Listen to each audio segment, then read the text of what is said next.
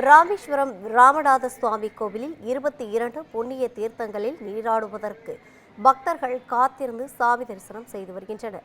ஆடி அமாவாசையை முன்னிட்டு ராமநாத சுவாமி கோவிலில் பக்தர்கள் குவிந்த வண்ணம் உள்ளனர்.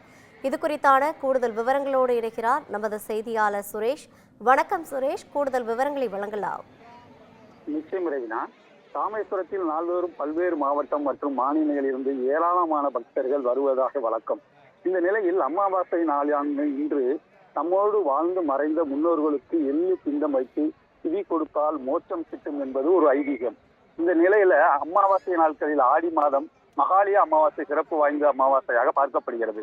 இன்று ஆடி மாத அமாவாசை தினத்தை ஒட்டி இன்று அதிகாலை முதலே பல்வேறு மாவட்டம் மற்றும் மாநிலங்களில் இருந்து வந்திருந்த ஆயிரக்கணக்கான பக்தர்கள் அக்னி தீர்த்த கடற்கரையில் குளிந்து புனித நீராடி வருகின்றனர்.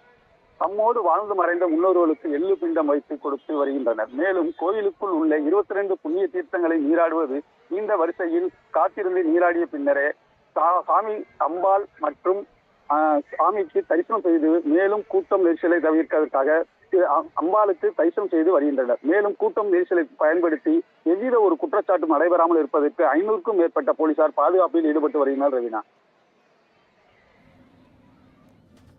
கூடுதல் விவரங்களை வழங்கியமைக்காக நன்றி சுரேஷ்.